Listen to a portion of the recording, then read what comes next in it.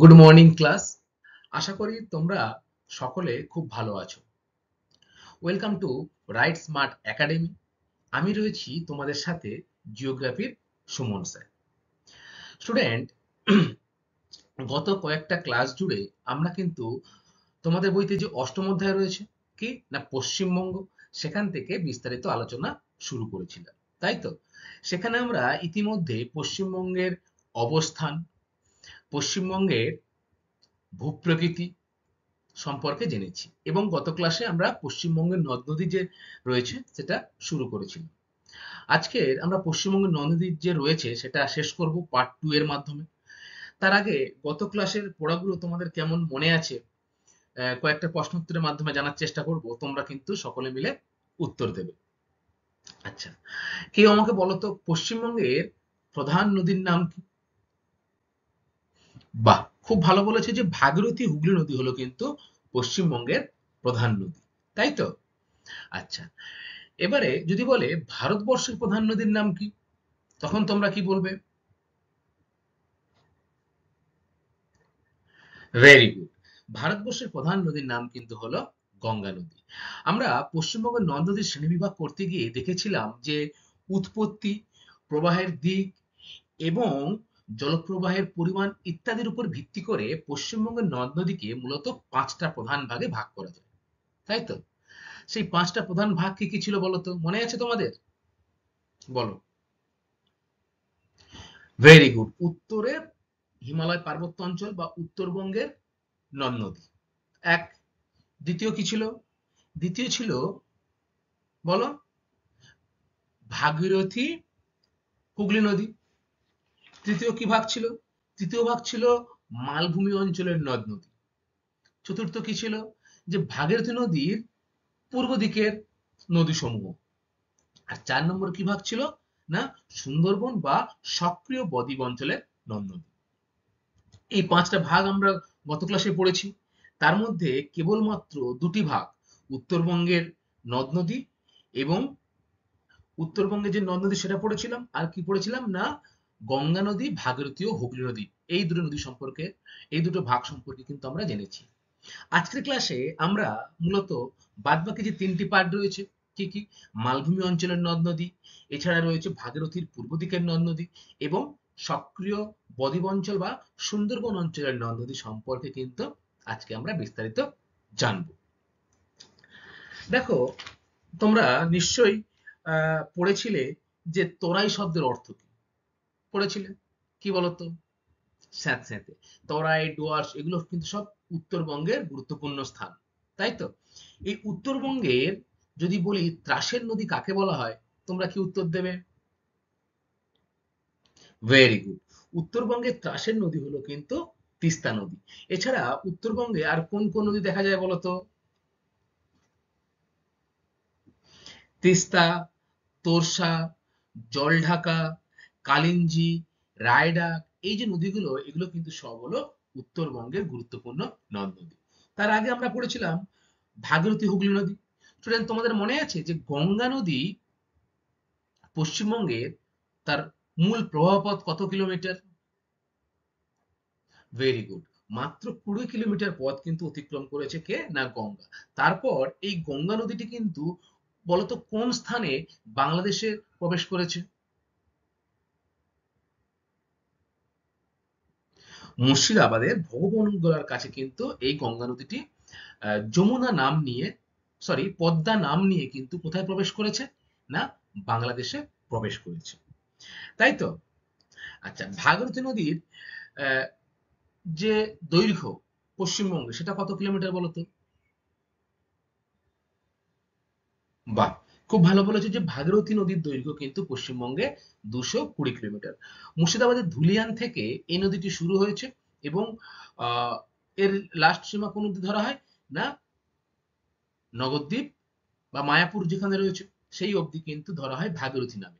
এরপর এই একই নদীটি হুগলি নামে কিন্তু এই মাল তোমার নগরদ্বীপ থেকে কোন অব্দি এসছে না বঙ্গোপসাগর অব্দি পতিত হয়েছে, যেখানে সেখানে কোন নদী, কোন সাগর? বঙ্গোপসাগর। তাহলে সেখানে এই যে দীর্ঘ পথ অতিক্রম করেছে সেটা কত কিলোমিটার পথ বলতো? ভেরি গুড, সেটা কিন্তু হলো 280 কিলোমিটার। অর্থাৎ ভাগীরথী হুগলি কিন্তু পশ্চিমবঙ্গের প্রধান নদী। প্রায় 500 কিলোমিটার পথ কিন্তু অতিক্রম করেছে এই নদী। আচ্ছা, এছাড়া আরো অনেকগুলো গুরুত্বপূর্ণ নদী সম্পর্কে আমরা জেনেছিলাম। কি কি নদী? না, উত্তরবঙ্গের তিস্তা নদী। বলতো তিস্তা নদী কোথায় উৎপন্ন হয়েছে? সিকিমে জেমু হিমবাহ থেকে কিন্তু এই নদীটি উৎপত্তি হয়েছে, এবং দক্ষিণ দিকে প্রবাহিত হয়ে এই নদীটি কিন্তু বাংলাদেশে প্রবেশ করেছে, তাই তো? এবং বাংলাদেশে প্রবেশ করে কোন নদীর সাথে মিশেছে? ভেরি গুড, যমুনার সাথে কিন্তু এই নদীটি এসে মিশেছে। আচ্ছা, এই যে তিস্তা নদী, এই তিস্তা নদীকে উত্তরবঙ্গের ত্রাসের নদী বলা হয়, এবং তিস্তার কতকগুলো উপনদী ছিল, তোমাদের মনে আছে সেই নাম কি কি? ভেরি গুড, রংপো ছিল, লিস, চেল, এগুলো কিন্তু সবই হলো তিস্তার গুরুত্বপূর্ণ উপনদী। আরো একটা গুরুত্বপূর্ণ নদী ছিল উত্তরবঙ্গের তোরসা। এই তোরসা নদী কোথায় সৃষ্টি হয়েছে বলতো? ভেরি গুড, তিব্বত এবং ভুটান সীমান্তের যে চুম্বি উপত্যকা রয়েছে, সেই চুম্বি উপত্যকা থেকে কিন্তু এই তোরসা নদীটি সৃষ্টি হয়েছে। আচ্ছা, কোন দুটি নদীর মিলিত প্রবাহ জলঢাক নামে পরিচিত, জলঢাকা নামে পরিচিত বলতো? কোন দুটি নদী? সিকিমে দিচু এবং লিচু, এই দুটি নদী কিন্তু মিলিত হয়ে আমাদের উত্তরবঙ্গে যেখানে প্রবেশ করেছে, তারপর থেকে এই নদীটির নাম কি হয়েছে বলতো? জলঢাকা নদী। এই জলঢাকা নদীর মূর্তি, তারপরে দুয়ারা, এছাড়া মজনই প্রভৃতি হলো গুরুত্বপূর্ণ উপনদী। আমরা নদ নদী সম্পর্কে পড়তে গিয়ে এই উত্তরবঙ্গের নদ নদী আর পশ্চিমবঙ্গের যে প্রধান নদী, এই দুটি সম্পর্কে পড়েছিলাম, তাই তো? আচ্ছা, তোমাদের নিশ্চয়ই পশ্চিমবঙ্গের অবস্থান সম্পর্কেও কিন্তু তোমরা বিগত ক্লাসগুলিতে আলোচনা করেছিলাম, সেগুলো নিশ্চয়ই তোমাদের মনে আছে। বলতো পশ্চিমবঙ্গের পূর্ব দিকে কোন প্রতিবেশী দেশ রয়েছে? Very good, Bangladesh. পশ্চিমবঙ্গের উত্তর দিকে কোন প্রতিবেশী দুটি দেশ রয়েছে বলতো? নেপাল এবং ভুটান। এবারে পশ্চিমবঙ্গ রাজ্যটি কোন প্রতিবেশী দেশের সাথে সব থেকে বেশি সীমানা ভাগ করেছে বলতে পারবে? ভেরি গুড, তাহলে বাংলাদেশের সাথে কিন্তু প্রতিবেশী দেশ, আমাদের যে বাংলাদেশ, তার সাথে কিন্তু সব থেকে বেশি কি করেছে না, স্থলভাগের সীমানা সে ভাগ করেছে। পশ্চিমবঙ্গের সঙ্গে আরো কিন্তু পার্শ্ববর্তী ভারতের 5টি রাজ্য রয়েছে, যেমন ঝাড়খণ্ড, উড়িষ্যা, বিহার, সিকিম, এই অঞ্চলগুলো রয়েছে। তাহলে পশ্চিমবঙ্গের সাথে দীর্ঘতম যে স্থলভাগ সীমানা, সেটা কোন রাজ্যের রয়েছে বলতো? ভেরি গুড, সেটি কিন্তু হলো ঝাড়খণ্ডে, তাই তো? আচ্ছা, এরপরে তোমাদের নিশ্চয়ই মনে আছে যে পশ্চিমবঙ্গের ভূপ্রকৃতি পড়তে গিয়ে দেখেছিলাম যে পশ্চিমবঙ্গের আহ, সর্বোচ্চ স্থানের নাম কি? কি বলতো? ভেরি গুড, সান্দাকফু হলো পশ্চিমবঙ্গের সর্বোচ্চ স্থান। যদি বলে আহ, পশ্চিমবঙ্গের যে মালভূমি অঞ্চল, অর্থাৎ পশ্চিম দিকে, এই পশ্চিম দিকের মালভূমি অঞ্চলের সর্বোচ্চ শৃঙ্গের নাম কি? অযোধ্যা পাহাড়ের গোরগাবুরু কিন্তু হলো সেখানকার সর্বোচ্চ শৃঙ্গ। তোমাদের মনে আছে স্টুডেন্ট যে পশ্চিমবঙ্গের কতগুলি জেলা রয়েছে? 23টি জেলা রয়েছে। ভেরি গুড, নবীনতম জেলার নাম কি? পশ্চিম বর্ধমান। বাহ, খুব ভালো বলেছো। এবারে আয়তনের দিক থেকে পশ্চিমবঙ্গের বৃহত্তম যে জেলা, তার নাম কি বলতো? ভেরি গুড, দক্ষিণ 24 পরগনা। এবং ক্ষুদ্রতম জেলার নাম কি? কলকাতা। আবার যদি বলি জনসংখ্যার দিক দিয়ে পশ্চিমবঙ্গের সব থেকে বৃহৎ জেলার নাম কি, তখন তোমাদের উত্তর কি হবে? ভেরি গুড, তখন হবে কিন্তু উত্তর 24 পরগনা, তাই তো? এবং কম কি না, জনসংখ্যার দিক দিয়ে কম কোন জেলা রয়েছে? কালিম্পং জেলা। বলতো স্টুডেন্ট, পশ্চিমবঙ্গে যে প্রশাসনিক বিভাগ রয়েছে, এগুলোকে মূলত কয়টি ভাগে ভাগ করা হয়েছে? 5টি প্রধান ভাগে কিন্তু ভাগ করা হয়েছে এই প্রশাসনিক বিভাগগুলি। ঠিক আছে, গত ক্লাসের পড়া তোমাদের যথেষ্ট মনে আছে, সকলকে অসংখ্য ধন্যবাদ। আজকে আমরা পশ্চিমবঙ্গের নদ নদী পার্ট 2 সম্পর্কে আলোচনা করব। দেখো,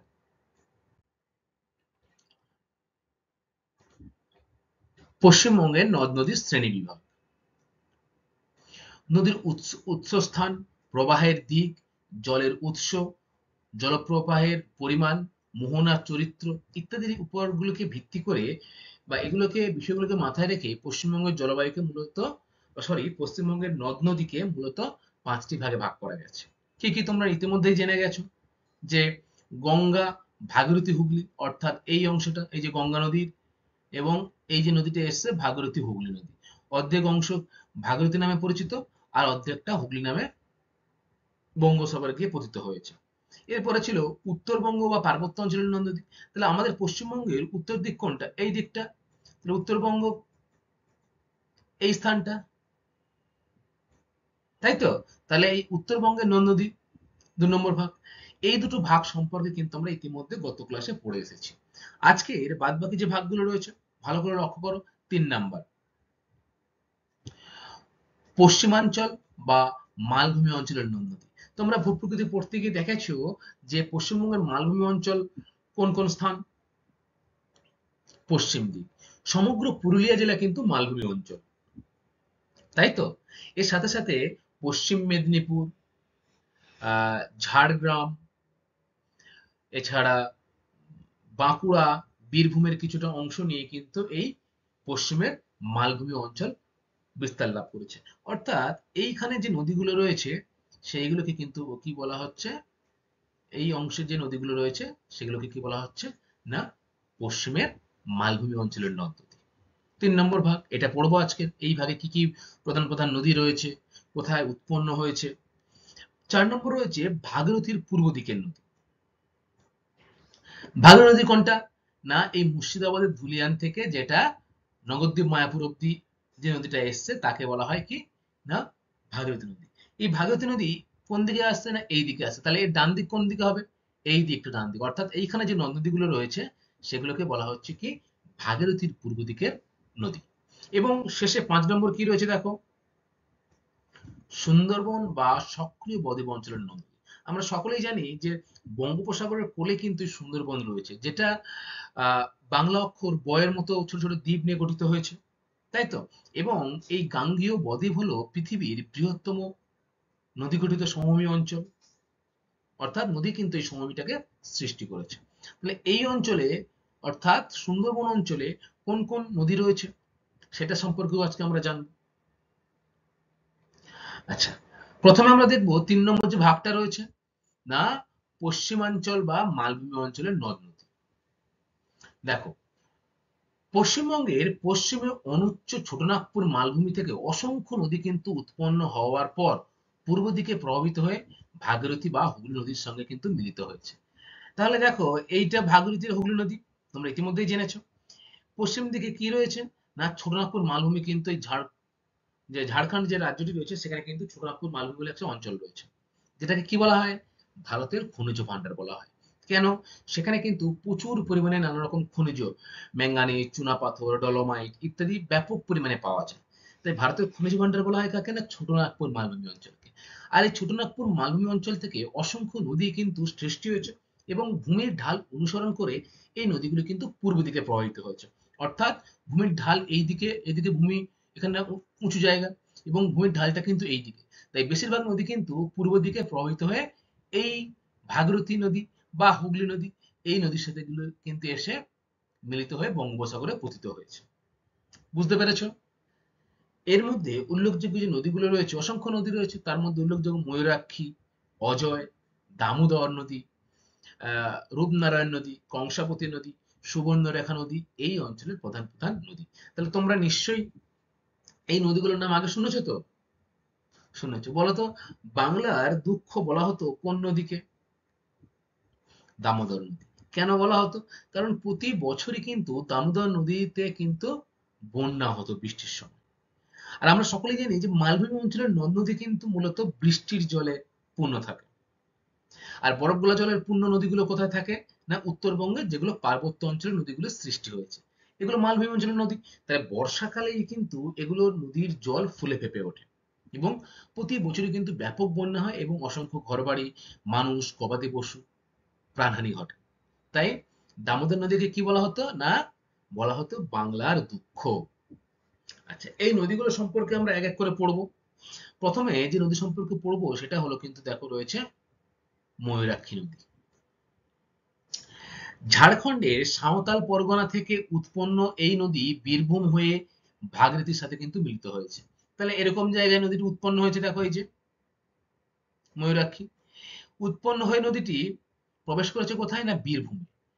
বীরভূমে প্রবেশ করে নদীটি কিন্তু আরো পূর্ব দিকে প্রবাহিত হয়ে কি রয়েছে, না ভাগীরথী নদী রয়েছে। সেই ভাগীরথী নদীর সাথে কিন্তু এসে মিশে গেছে। ময়ূরাক্ষীর বাম দিকের উপনদী হলো ব্রাহ্মণী এবং দ্বারকা, এবং ডান দিকের উপনদীগুলি হলো কিন্তু বক্রেশ্বর ও কোপাই এর মিলিত প্রবাহ প্রবাহ কুয়ে। তাহলে এই যে নদী গেছে, এটা কি ময়ূরাক্ষী নদী। এর ডান দিকে কিছু নদী রয়েছে, আবার বাম দিকে কিছু উপনদী রয়েছে। বাম দিকের উপনদী হলো ব্রাহ্মণী আর দ্বারকা, এবং ডান দিকের উপনদী হলো কিন্তু বক্রেশ্বর আর কোপাই। বুঝতে পেরেছো তোমরা? তাহলে পশ্চিমবঙ্গের মালভূমি অঞ্চলের মধ্যে আমরা প্রথম যে নদী, সেটা কি, না ময়ূরাক্ষী নদী সম্পর্কে জানলাম। এরপরে দেখো কি রয়েছে, অজয় নদী। এটিও সাঁওতাল পরগনা থেকে উৎপন্ন হয়েছে। তাহলে এই সাঁওতাল পরগনাটা কোথায় অবস্থান করছে, না আমাদের পার্শ্ববর্তী যে রাজ্য ঝাড়খণ্ড রয়েছে, সেই ঝাড়খণ্ডে কিন্তু একটা স্থান রয়েছে নাকি সাঁওতাল পরগনা।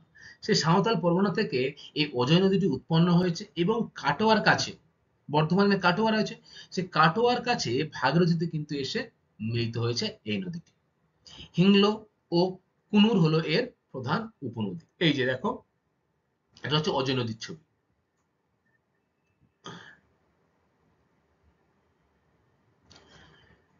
এরপরে রয়েছে খুব গুরুত্বপূর্ণ একটা নদী, যেটা আমাদের পশ্চিমের মালভূমি অঞ্চলে রয়েছে, সেটা হলো রূপনারায়ণ নদী। তোমরা সকলেই নাম শুনেছো রূপনারায়ণ নদীর। খুব ইম্পর্টেন্ট, দেখো দ্বারকেশ্বর ও শিলাবতী বা শিলাই, এই দুটি নদীর মিলিত প্রবাহ কিন্তু রূপনারায়ণ নামে পরিচিত।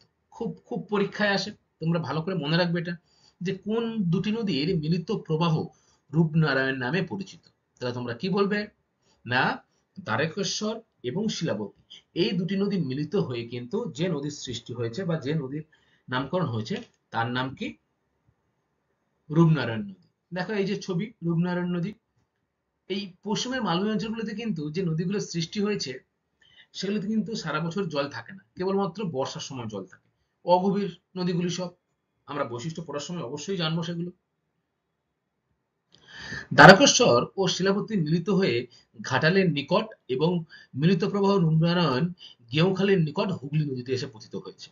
তাহলে দেখো, এই নদীটিও কিন্তু আবার রূপনারায়ণ নদী পূর্ব দিকে প্রবাহিত হয়ে ভাগীরথীর যে পরের অংশ হুগলি নদী, সেই হুগলি নদীর সাথে কিন্তু মিশে গেছে।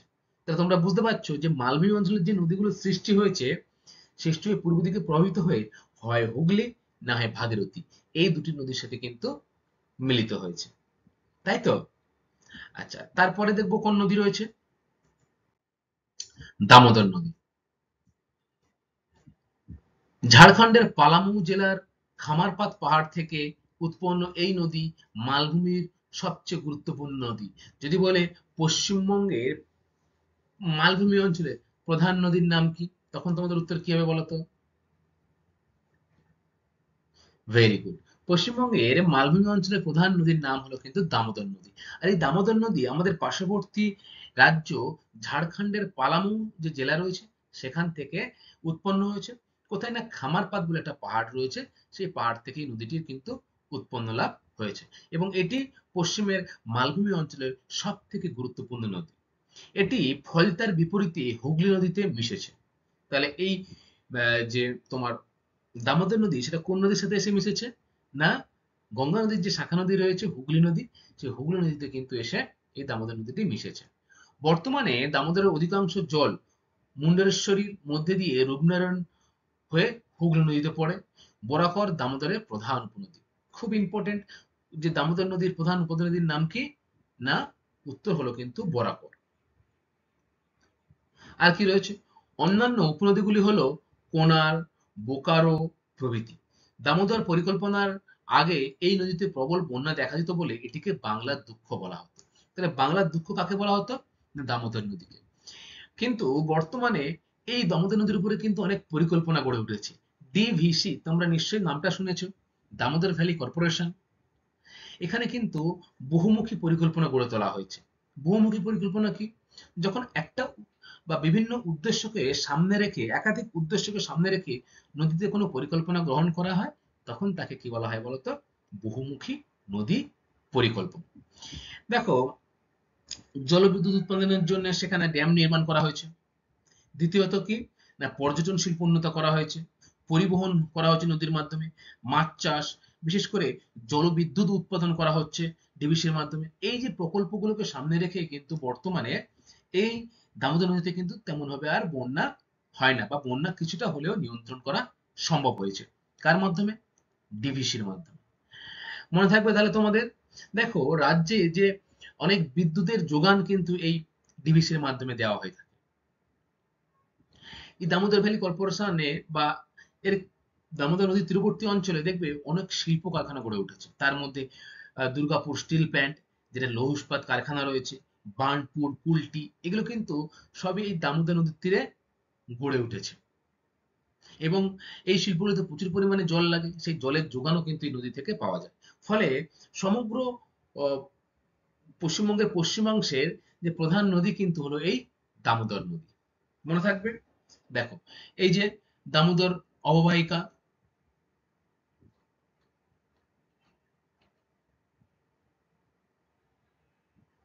এইটা হচ্ছে দামোদরের নদী। এই যে এটা এসে কিন্তু এখানে এসে হুগলি নদীর সাথে মিশেছে। তার আগে কি হয়েছে না, রূপনারায়ণ যে নদী রয়েছে, সেই রূপনারায়ণ নদীর সাথে কিন্তু এসে মিশেছে কে না, এই দামোদর নদী। এবং এই দুটি মিলিত প্রবাহ কোথায় এসে মিলিত হয়েছে? হুগলি নদীতে। মনে থাকবে। দেখো, এটা হচ্ছে ডিভিসি যে ড্যাম তৈরি করা হচ্ছে দামোদর ভ্যালি কর্পোরেশনে, যার মাধ্যমে জলবিদ্যুৎ উৎপন্ন করা হয়, সেই প্রকল্প। আচ্ছা, এরপর রয়েছে দেখো হলদি নদী আর সুবর্ণরেখা নদী। হলদি নদী কেলেঘাই ও কাঁসাই বা কংসাবতী নদীর মিলিত প্রবাহ হলদি নদী। এটাও খুব ইম্পর্টেন্ট। কে কি বলছে? যে কেলেঘাই আর কংসাবতী এই দুটি নদীর মিলিত প্রবাহের নাম কি? হলদি নদী। দেখো, এই যে এইটা হচ্ছে হলদি নদী, একটা হচ্ছে কেলেঘাই আর একটা হচ্ছে কংসাবতী। দেখো, এই এই অংশটা হচ্ছে কেলে কেলেঘাই, আর এই উপরের অংশটা কি হচ্ছে না, কংসাবতী। এই দুটো নদী, একটা নদী আর এটা হচ্ছে দ্বিতীয় নদী। তাহলে এই দুটো নদী দেখো এখানে এসে মিলিত হয়েছে, এবং মিলিত প্রবাহের নাম কি? হলদি নদী। মনে থাকবে তাহলে যে কেলেঘাই ও কংসাবতী নদীর মিলিত প্রবাহ কি নামে পরিচিত? না, হলদি নামে পরিচিত। এবং মেদিনীপুরের এই নদীটি প্রভাবিত হয়ে মেদিনীপুরের উপর দিয়ে এসে হুগলি নদীতে কিন্তু মিশেছে। দেখো, এই যে হুগলি নদী, এটা কি ভাগীরথী হুগলি তো? কিছুটা অংশ ভাগীরথী, তারপর কিছুটা অংশ হুগলি নামে পরিচিত। তাহলে এই নদীটি এসে কিন্তু হুগলি নদীতে এসে মিশে গেছে। এরপরে দেখো রয়েছে সুবর্ণরেখা নদী। ছোটনাগপুর মালভূমি থেকে উৎপন্ন এই নদী পশ্চিমবঙ্গ উড়িষ্যার সীমানার নিকট দিয়ে প্রবাহিত হয়ে বঙ্গোপসাগরে পতিত হয়েছে। তাহলে সুবর্ণরেখা নদী কিন্তু হুগলি নদী বা ভাগীরথী নদীর সাথে মিলিত হয়নি। কি হয়েছে না, ছোটনাগপুর মালভূমি থেকে এই নদীটির সৃষ্টি হওয়ার পর পশ্চিমবঙ্গ আর যে উড়িষ্যা রাজ্য রয়েছে, এই দুটির সীমানা বরাবর এসে কোথায় এসে পতিত হয়েছে? না, বঙ্গোপসাগরে কিন্তু পতিত হয়েছে। এই নদীর মোহনাটি রয়েছে কোথায়? উড়িষ্যাতে। তাহলে আমাদের পার্শ্ববর্তী একটি রাজ্য উড়িষ্যা রাজ্য, সেই উড়িষ্যা রাজ্যে কিন্তু এই সুবর্ণরেখা নদীর মোহনা রয়েছে। অর্থাৎ উড়িষ্যা রাজ্যের কাছেই যে বঙ্গোপসাগরের যে অবস্থান, সেইখানে কিন্তু এই সুবর্ণরেখা নদীটি পতিত হয়েছে বা নদীর সাথে মিলিত হয়েছে। তা তোমরা মনে রাখবে কোন কোন নদী আমরা পড়লাম বলতো? অজয় পড়লাম, দামোদর পড়লাম, ময়ূরাক্ষী পড়লাম, এছাড়া হুগলি নদী, সুবর্ণরেখা নদী। তাই তো? এইগুলি হলো পশ্চিমবঙ্গের যে পশ্চিম অংশ অর্থাৎ মালভূমি অঞ্চলের প্রধান প্রধান নদ নদী। দেখো, এই যে সুবর্ণরেখা নদী, বেশিরভাগ সময় জল থাকে না। আচ্ছা, এরপরে দেখো রয়েছে মালভূমি অঞ্চলের নদীগুলির বৈশিষ্ট্য কি? মালভূমি অঞ্চলের নদীর বৈশিষ্ট্যগুলি কি কি? তোমরা এতক্ষণ অনেকগুলো নদী সম্পর্কে কিন্তু বিস্তারিত জেনেছো। তো তোমাদের একটা ধারণা তৈরি হয়েছে যে মালভূমি অঞ্চলের নদীগুলো কি কি বৈশিষ্ট্য ধারণ করে। এক নম্বর দেখো কি রয়েছে, নদীগুলি অনুচ্চ পাহাড় ও মালভূমি থেকে উৎপন্ন হয়, কেবল বৃষ্টির জলে পুষ্ট হয় বলে কিন্তু নদীগুলি চিরপ্রবাহী। তাহলে খুব গুরুত্বপূর্ণ, নদীগুলো কিন্তু বৃষ্টির জলেই একমাত্র পরিপূর্ণতা হয়, এবং বৃষ্টি ছাড়া সারা বছর কিন্তু জল থাকে না। তাহলে নদীগুলো কিন্তু কোনোভাবেই চিরপ্রবাহী নয়। তাই তো? এক নম্বর। অপরদিকে আমরা কি পড়েছিলাম যে আহ, পার্বত্য অঞ্চলের নদ-নদীর বৈশিষ্ট্য কি দেখেছিলাম যে হিমবাহ থেকে সৃষ্টি হয় বলে নদীগুলো কিন্তু সারা বছর জল থাকে, ফলে এগুলো চিরপ্রবাহী। এটা পার্থক্য হয়ে গেল। দ্বিতীয়ত দেখো, নদীগুলি কিন্তু বন্যাপ্রবণ। যেহেতু নদীগুলি বেশি গভীরতা হয় না, বর্ষার সময় প্রচুর জল এখানে এসে জমা হয়, ফলে নদীগুলোতে কিন্তু প্রায়শই বন্যা লক্ষ্য করা যায়। দেখো ডান দিকে ছবিতে নদীগুলোর কি হয় না, আশেপাশে অঞ্চলগুলোতে প্রায়শই এরকম বন্যা হয়। কেন? নদীগুলির অগভীর, জল ধারণ ক্ষমতা কম, ফলে বর্ষার সময় প্রবল বর্ষাতে জল দাঁড়িয়ে যায় নদীতে, ফলে বন্যার সৃষ্টি হয়। ৩ নম্বর দেখো কি রয়েছে,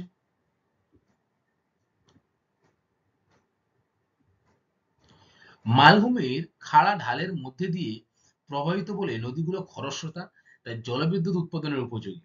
তাহলে মালভূমিতে খাড়া ঢাল রয়েছে, ফলে সেখানে কিন্তু নদীগুলি খরস্রোতা, অর্থাৎ খুব জোরে কিন্তু সে নিচের দিকে নেমে যাচ্ছে। ফলে সেটাকে কাজে লাগিয়ে এই জলবিদ্যুৎ উৎপাদন করা কিন্তু ব্যাপকভাবে করা হচ্ছে এই মালভূমি অঞ্চলগুলিতে। তাহলে জলবিদ্যুৎ উৎপাদন করা হচ্ছে, ডিভিসি রয়েছে আমাদের দামোদর ভ্যালি কর্পোরেশন, তাই তো? সেখানে জলের স্রোত যদি বেশি না থাকে, তাহলে কি জলবিদ্যুৎ উৎপন্ন করা সম্ভব হবে? হবে না। তো জলের গতিকে কাজে লাগিয়ে তবেই তো আমরা জলবিদ্যুৎ উৎপাদন করব। তাহলে মালভূমি অঞ্চল খরস্রোতা নদী থাকার জন্য জলবিদ্যুৎ উৎপাদনের সুবিধা পাওয়া যায়। ৪ নম্বর কি রয়েছে দেখো, প্রায়শই গতিপথ বদল করে। তাহলে নদীগুলি কিন্তু প্রায়শই তার গতিপথ বদল করছে।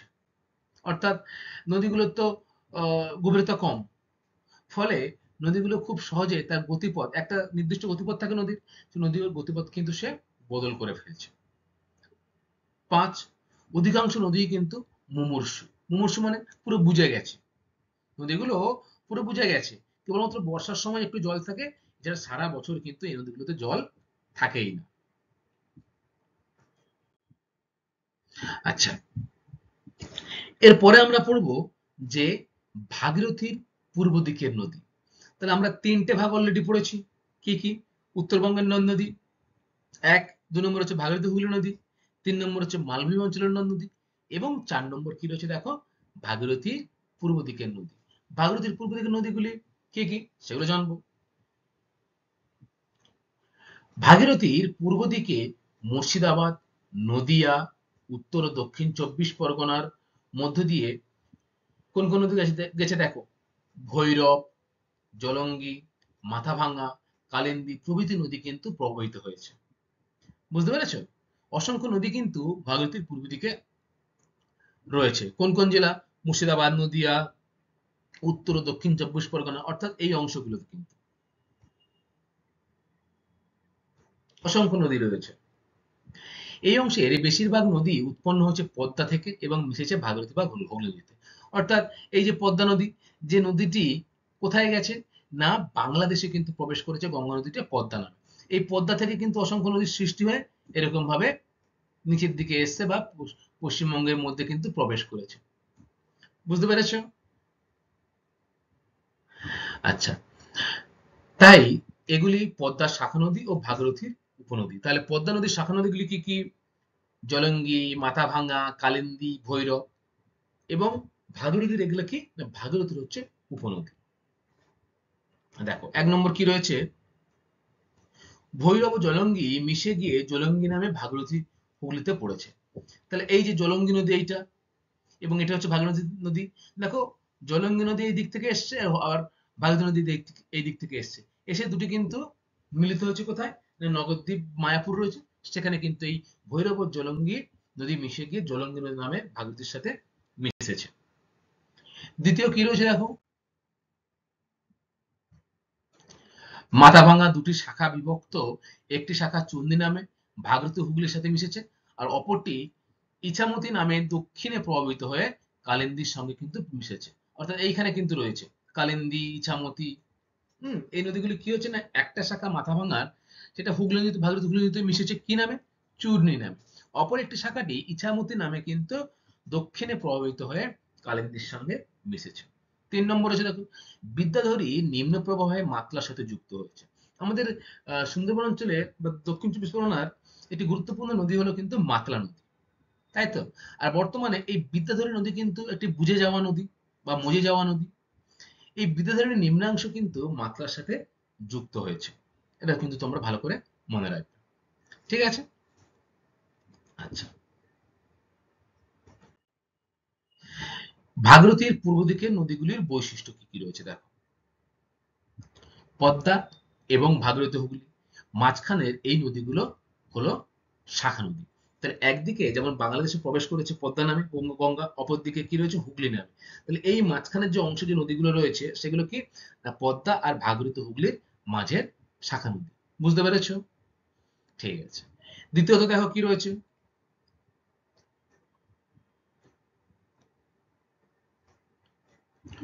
অধিকাংশ নদী মজে যাওয়ার কারণে প্রবাহ ক্ষীণ বা বন্ধ। তাহলে আমি একটু আগে তোমাদের বলছিলাম না যে বিদ্যাধরী নদী কিন্তু বর্তমানে প্রায় মজে যাওয়া নদী, বা এর প্রবাহ কিন্তু প্রায় বন্ধ হয়ে গেছে। তাহলে অধিকাংশ শুধু বিদ্যাধরী নয়, আরো অসংখ্য নদী রয়েছে যেগুলো মজে যাওয়ার কারণে কিন্তু তার প্রবাহ ক্ষীণ হয়ে রয়েছে, বা তার যে গতিপথ সেটা সে হারিয়ে ফেলেছে। 3 নম্বর, বর্ষাকালে প্রবল বৃষ্টিতে নদীগুলোতে কিন্তু বন্যা লক্ষ্য করা যায়। দেখো যেহেতু দিনের পর দিন নদীগুলো মুজে যাচ্ছে, ফলে তার গভীরতা কমে যাচ্ছে, নদীর যে জলের যে পরিবহন সেটা কমে যাচ্ছে। ফলে বর্ষার সময় প্রবল বৃষ্টিতে এই নদীগুলোতে কিন্তু জল দুই কূলে উপচে পড়ছে এবং বন্যার সৃষ্টি হচ্ছে। 4 নম্বর, নদীগুলিতে সারা বছর জল থাকলেও বর্ষাকাল ছাড়া প্রবাহ কম। তাহলে এই যে নদীগুলি রয়েছে, কিছু কিছু ক্ষেত্রে জোয়ার ভাটার প্রভাব লক্ষ্য করা যায়। ফলে নদীতে সারা বছর আহ, জল কিন্তু থাকে, তবে জলের প্রবাহ কিন্তু কম। কেবলমাত্র বর্ষাকালেই এই নদীগুলিতে জলের প্রবাহ লক্ষ্য করা যায়। বুঝতে পেরেছো? তাহলে আমরা কিন্তু 4 নম্বর যে ভাগটা রয়েছে, ভাগীরথী নদীর পূর্ব দিকের নদ নদী কি কি, ভৈরব, জলঙ্গি, এই নদীগুলি কিন্তু তোমরা পড়বে এবং জানবে ভালো করে আরো। ঠিক আছে? আচ্ছা, এরপরে কি রয়েছে দেখবো। দেখো, সুন্দরবন বা সক্রিয় বদ্বীপ অঞ্চলের নদীসমূহ। সুন্দরবন অঞ্চল, যেটাকে বর্তমানে ওয়ার্ল্ড হেরিটেজ সাইটের আখ্যা দেওয়া হয়েছে, তাই তো? সুন্দরবন কিসের জন্য? রয়্যাল বেঙ্গল টাইগার রয়েছে এখানে। সেই সুন্দরবন অঞ্চলে কিন্তু অসংখ্য ছোট ছোট বদ্বীপ সৃষ্টি হয়েছে। দেখো তোমরা ছবিতে, বদ্বীপ কাকে বলবো? চারিদিকে জল রয়েছে, মাঝখানে কিন্তু স্থলভাগ রয়েছে, তাকে আমরা দ্বীপ বলবো। আর ইংরেজি অক্ষর ডেল্টা, বা বাংলা অক্ষর যে রয়েছে সেই মতো দেখতে হওয়ায় কিন্তু এর নামকরণ কি করা হয়েছে বলতো? বদ্বীপ। দেখো এই যে,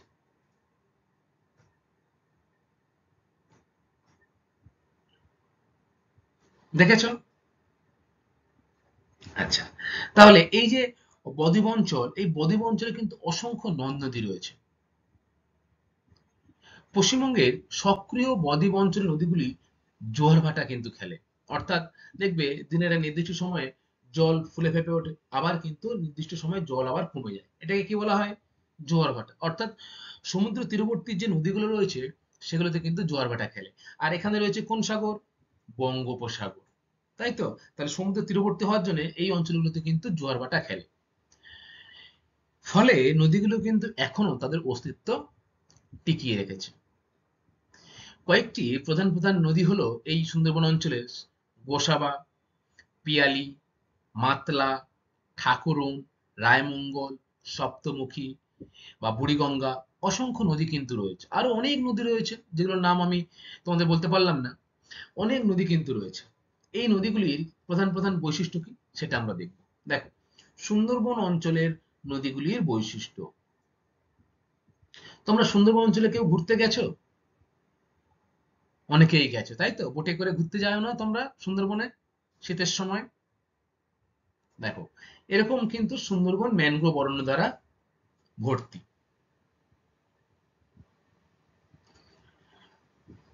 এই অঞ্চলের বৈশিষ্ট্য কি কি দেখো। 1 নম্বর, নদীগুলোর উচ্চ অংশ মজে যাওয়ায় কারণে অস্তিত্ব নেই। অর্থাৎ উপরের দিকে অংশ, সমুদ্রের তীরবর্তী যে নদীগুলো সেগুলো কিন্তু ঠিক আছে, সেগুলো জোয়ার ভাটা খেলে, কিন্তু তার উপরের দিকের অংশগুলিতে জোয়ারের জল প্রবেশ করতে না পারার জন্য নদীগুলোর উচ্চ অংশ কিন্তু মজে যাচ্ছে, যেমন বিদ্যাধরী নদী যার প্রকৃত উদাহরণ। মাতালা নদীরও বর্তমানে উপরের দিকের অংশগুলো কিন্তু বুঝে যাচ্ছে। 2 নম্বর দেখো কি রয়েছে, নদীগুলোতে জোয়ার ভাটা খেলে এবং জোয়ারের জলে পুষ্ট বলে চিরপ্রবাহী। তাহলে সুন্দরবন অঞ্চলের নদীগুলো কিন্তু আবার চিরপ্রবাহী। কেন? কারণ হচ্ছে সমুদ্রের জল কিন্তু সেখানে প্রবেশ করছে আবার বেরিয়ে যাচ্ছে, অর্থাৎ জোয়ার ভাটা কিন্তু সেই অংশে খেলছে। 3 নম্বর, জোয়ারের কারণে জল লবণাক্ত ও উজান স্রোত দেখা যায়।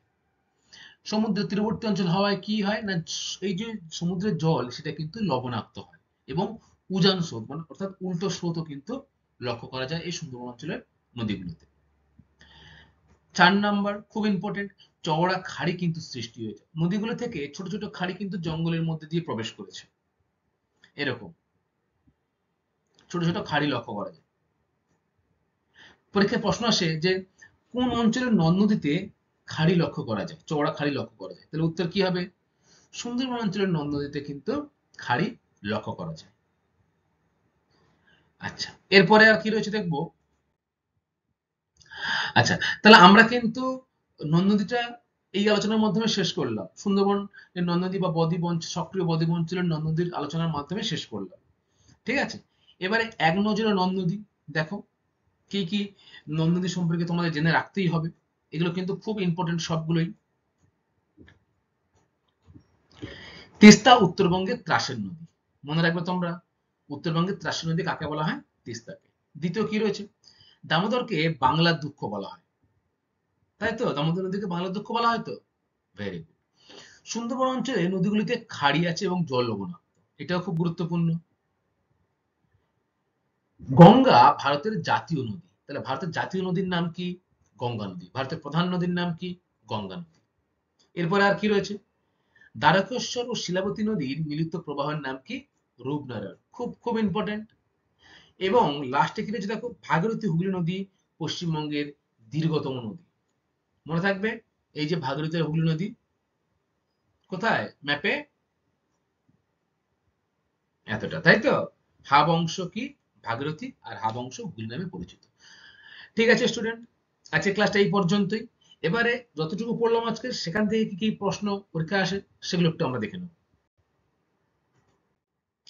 দেখো কয়েকটি গুরুত্বপূর্ণ প্রশ্ন। 1 নম্বর, বাংলার দুঃখ কাকে বলা হয় বা কোন নদীকে? বলো। ভেরি গুড, দামোদর নদীকে বলা হয় বাংলার দুঃখ। দ্বিতীয় প্রশ্ন, উত্তরবঙ্গের ত্রাসের নদী কাকে বলে? তোমরাই বলো। তিস্তা নদী। ভেরি গুড, কারণ প্রায়শই তরাই ডুয়ার্স অঞ্চলে কিন্তু এই নদী দ্বারা বন্যা হয়। 3 নম্বর দেখো কি রয়েছে, কোন দুটি নদীর মিলিত প্রবাহ রূপনারায়ণ নদী? বলো, কোন দুটি নদীর মিলিত প্রবাহ রূপনারায়ণ নদী? ভেরি গুড, দ্বারকেশ্বর এবং শিলাবতী এই দুটি নদীর মিলিত প্রবাহের নাম কি? রূপনারায়ণ। 4 দাগ, সুন্দরবন অঞ্চলের কয়েকটি প্রধান প্রধান নদীর নাম বলো। বলো। ভেরি গুড, মাতলা নদী, আর কি? ঠাকুরন রয়েছে, গোসাবা রয়েছে, বুড়িগঙ্গা রয়েছে, সপ্তমুখী নদী রয়েছে, তাই তো? এগুলো হলো সুন্দরবন অঞ্চলের বিখ্যাত নদ নদী। 5 দাগ, কেলেঘাই ও কংসাবতী নদীর এই মিলিত প্রবাহের নাম কি? খুব ইম্পর্টেন্ট, বলো। কেলেঘাই আর কংসাবতী। দ্বারকেশ্বর শিলাবতী কি ছিল? রূপনারায়ণ। তাহলে কেলেঘাই কংসাবতী কি হবে? হলদি নদী। মনে থাকবে, কেলেঘাই আর কংসাবতী নদী হলদি নদী নামে পরিচিত হয়েছে, দুটির মিলিত প্রবাহ। 6 দাগ, কোন অঞ্চলে নদীগুলিতে খাড়ি আছে ও জল লবণাক্ত? বলো, খুব গুরুত্বপূর্ণ প্রশ্ন। ভেরি গুড, তাহলে কোন অঞ্চলের না, সক্রিয় বদ্বীপ অঞ্চল বা সুন্দরবন অঞ্চলের নদীগুলোতে কিন্তু খাড়ি লক্ষ্য করা যায় এবং জল কিন্তু লবণাক্ত।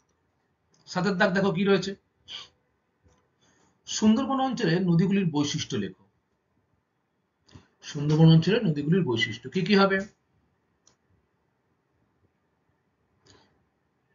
একদমই ঠিক বলেছে, যে জোয়ার ভাটা লক্ষ্য করা যায় এই অংশে। এছাড়া সুন্দরবন অঞ্চলের নদ নদীগুলোর কিন্তু খাড়ি আছে, তাই তো? খাড়ি লক্ষ্য করা যায়। সুন্দরবন অঞ্চলের নদ নদীগুলির জল কি? লবণাক্ত। এই পয়েন্টগুলো কিন্তু আমরা আলোচনা করব। এবং শেষে কি রয়েছে দেখো, মালভূমি অঞ্চলের নদীর বৈশিষ্ট্য কি? বলো, খুব সহজ প্রশ্ন। ভেরি গুড, মালভূমি অঞ্চলের নদীগুলো কিন্তু অগভীর, তাই তো? চিরপ্রবাহী নয় ২ নম্বর পয়েন্ট। ৩ নম্বর পয়েন্ট কি হবে? যে মালভূমি অঞ্চলের নদীগুলিতে কেবলমাত্র কিন্তু বর্ষার সময় জল পূর্ণ হয় এবং নদীগুলিতে বর্ষার সময় কিন্তু বন্যা লক্ষ্য করা যায়। তাই তো? আচ্ছা, ভেরি গুড। ঠিক আছে ক্লাস। থ্যাংক ইউ সবাইকে মনোযোগ দিয়ে ক্লাসটা শোনার জন্য। এর পরবর্তী ক্লাসে আমি তোমাদের সাথে পশ্চিমবঙ্গে যে জলসম্পদ রয়েছে, নন্দনী কমপ্লিট হয়ে গেল কিন্তু দুটো পার্টের মাধ্যমে। এর পরের ক্লাসে পশ্চিমবঙ্গ জলসম্পদ সম্পর্কে কিন্তু আমরা বিস্তারিত আলোচনা করব। ঠিক আছে? Thank you class.